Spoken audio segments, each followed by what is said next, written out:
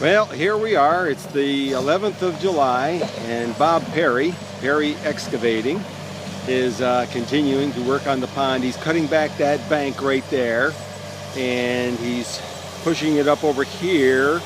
I hope the sun doesn't blind you, but he's pushing it up over here because I'm standing on the bank that basically runs east-west, and you can see that pile of dirt there.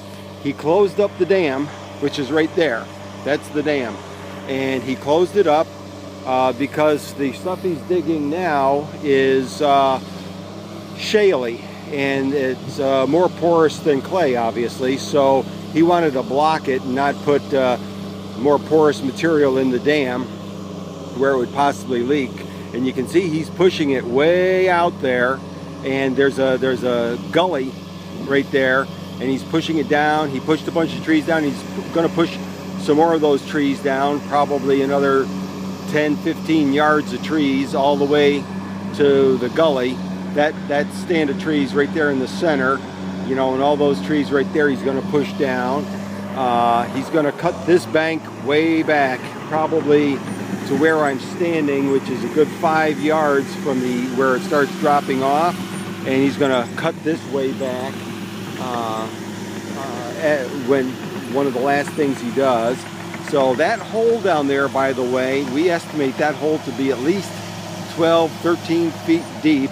I don't know, you might not be able to, right in the center of the picture, if you notice a little fine white line, that's a paint line. That's the level of the water. That's the same level as the culvert, just opposite. So that hole right there is the deep, you know, so he's obviously got to cut down to that. And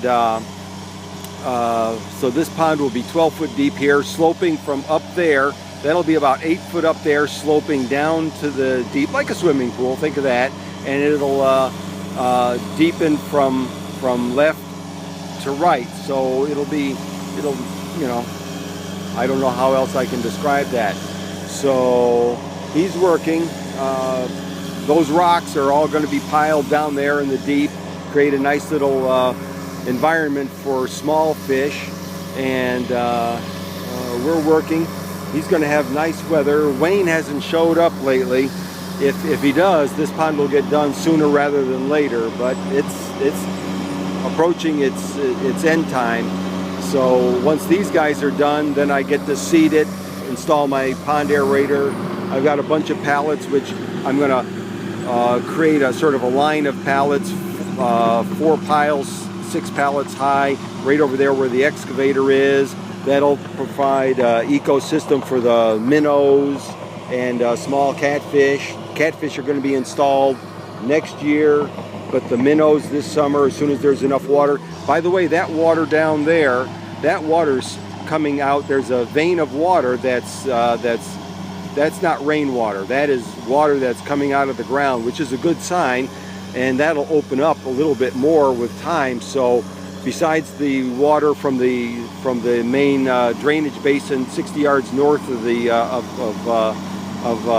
this pond, which will be directed into here, and the water from the culvert that goes under the roadway, this is another source of water that's going to be providing water for the pond. So, and as you can see, the pond holds water. That's a good thing. This is all clay, and water is going to go nowhere unless it evaporates or fills up and runs out. So that's my story, and I'm sticking to it.